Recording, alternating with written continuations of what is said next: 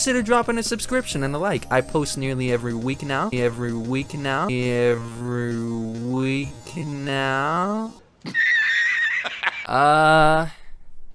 Hey guys. Long time no see. Wait, I'm sorry, please. Hey everyone, it's me NoZ from NoZ Studios here with a long-awaited return. Sorry to leave y'all hanging there for a minute. I was busy with some life stuff, mainly grinding out Sonic Freelight and learning Blender. I also ran out of things to talk about. Look, okay, I don't want people yelling at me. It's all controversial topics. Get off my bun! But the spout for Sonic game stuff has been on empty for a little, but behold! A new Sonic game has officially been leaked! Let's check it out. Let's see here.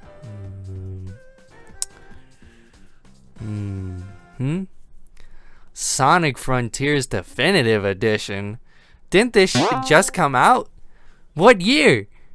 2022? That's like 5 years ago. Oh my gosh. My name is... Stop! Okay, so, this is really happening this year, huh? This is the game that's releasing for the 35th anniversary? The game meant for the 30th anniversary? Okay. Well, I'd be lying if I said I wasn't disappointed. I mean, I thought it'd be something crazier, like a new mainline game or something, but I suppose it works. I mean, all this build-up on Twitter had me thinking something super amazing would happen. I think I'd be more hyped, but Shadow Generations excluded, Frontiers was the last mainline Sonic game. And even with Shadow Gens, that's only a one-game break before releasing the game again. But, okay, I guess this is what we got, so let's work with it. Sonic Frontiers Definitive Edition, let's talk about it. So look, I know Sega's not stupid, anymore. I don't think they would release this game so close to the original's release unless they had a good reason to. Right? And to be fair, the game has not been officially revealed, so we're truly only going off of the title, right? Let's give it a fair shot. In fact, let's gas this thing up. I actually really enjoyed and still enjoy Sonic Frontiers. I know in recent times people have, for some reason, started turning on it and calling it mid. I heavily disagree. I think the game had a lot going for it. So much stuff coming back to the franchise after years of being gone or being just bad. I'm actually replaying it for the second time with my girlfriend, and I mean second time as in her second time playing the game from start to finish. She really likes this game, and in turn, so do I.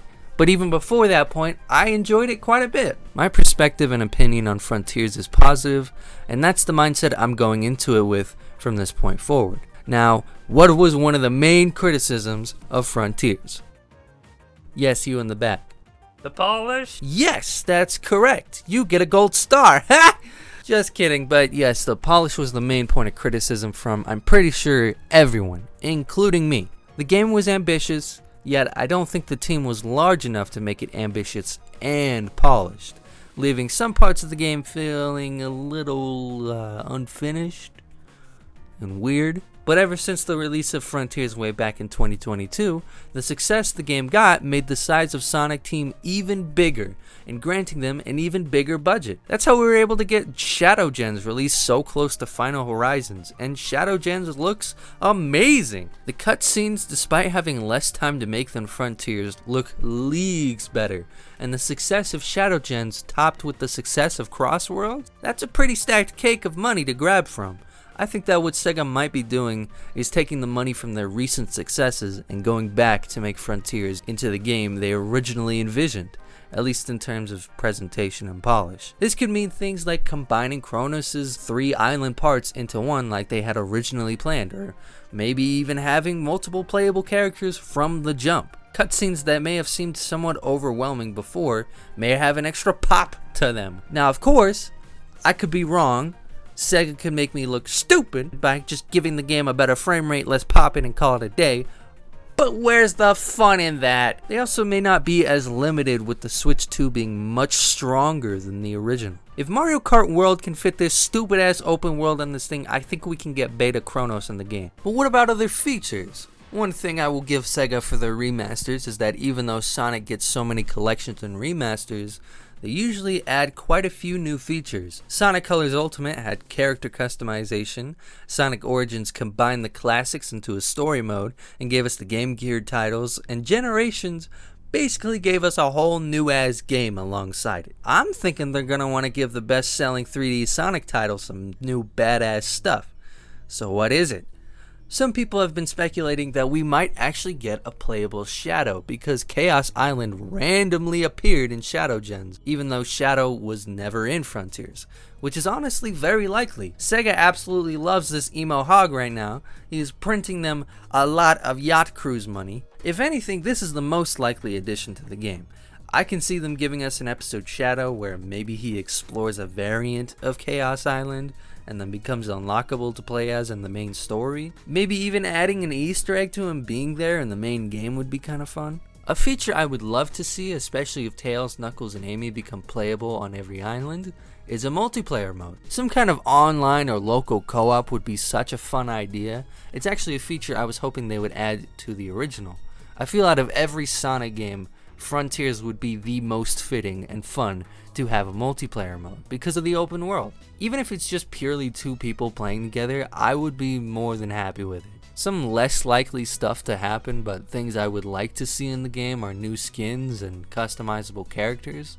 My dream is the avatar customization from Forces returning, but even customizing just Sonic would be super cool. A new island is a lot to ask for, but I still think it would be a neat addition. Maybe something completely optional. I don't think a whole new boss fight with a new Titan theme is likely, but even just having a new spot to explore would be fun. A city! But yeah, that's basically all I got for what I'm thinking. Again, I could be wrong and this game ends up being some bullshit with blue gloves for customization, but Sonic has been doing all of the right things as of late, so I have confidence that even if it's not totally what I've described here, it's gonna be something I enjoy. Either way, it'll be an excuse for my girlfriend to make me play Sonic Frontiers again. If you liked this video, consider dropping a like and a sub. I try to post as often as I can, and I try to make it good when I do. Have any ideas or hopes for the game if the trailer hasn't dropped yet? Make sure to let me know down in the comments. With all that being said, this is NoZ Studios, signing off. Peace.